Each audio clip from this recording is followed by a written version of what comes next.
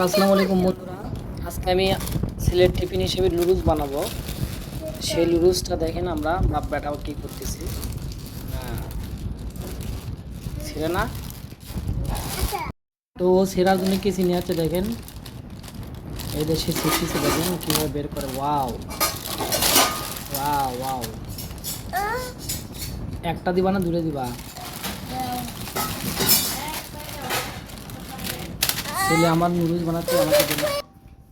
তো প্রথমত দেখেন আমরা চুলা জ্বালালাম, তারপরে ডিম ভাজা নিব।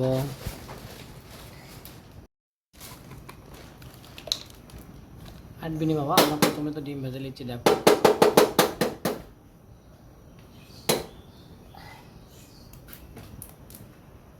টিস্যু দিয়ে আমার কি লাভ হলো?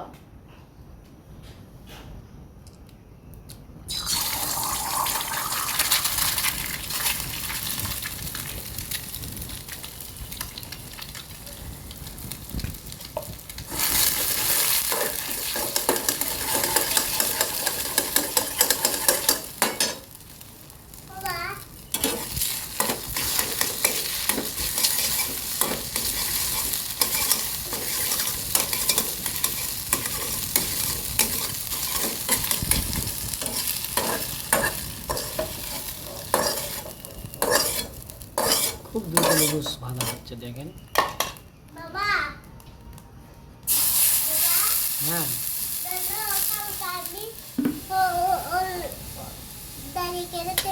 সব তেলের উপরে রাখে, তারপরে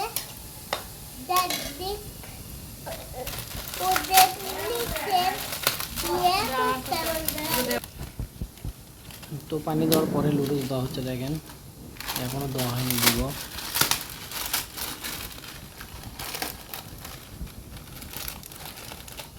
এখন একটু পরেই নুডলস দেওয়া হবে, দেখেন আমি দিচ্ছি।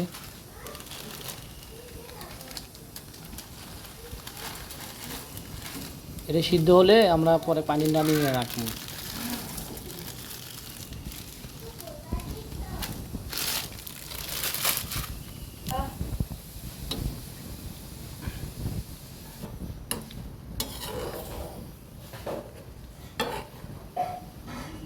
তো সিদ্ধ হচ্ছে, সিদ্ধ প্রায় হয়ে গেছে, প্রায় আরেকটু হবে। নুডলসের সিদ্ধটাই হলো মেন।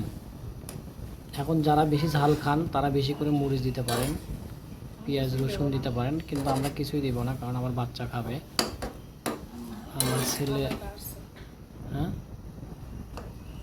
তো পরে আমার ছেলে স্কুলে নিয়ে যাবে, ওর একটু শরীরটা খারাপ, তো আজকে এভাবেই খাবে, একটু পরে দেখেন হয়ে যাবে। পানি নিয়ে নিতে হবে, তবে এটা ধুয়ে নিতে হয় কেন, কারণ অস্বাস্থ্যকর পরিবেশে তৈরি হয়, এজন্য ধুয়ে নিতে হবে, তাছাড়া আপনি খেয়ে মজা পাবেন না।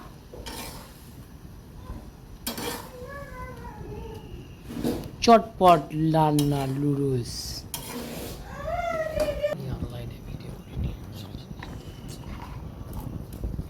তুমি আমাকে ভাবতেছো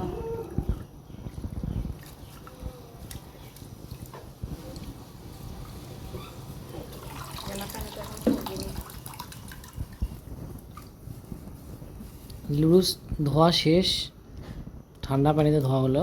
এখন আপনার তেল দেওয়া হবে।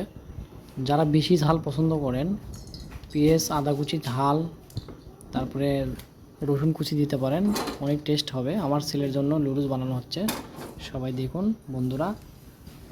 একটু পরে এদের আমার ছেলে কলম নিয়ে আসছে দেখেন, মারাত্মক লেভেলের কলম। তারপরে নুডলসের মশলা আছে,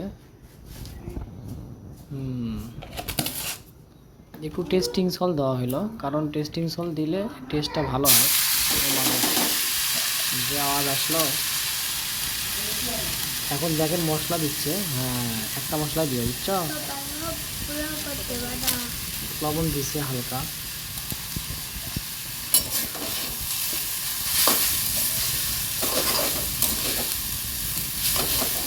পরে যাচ্ছে তো।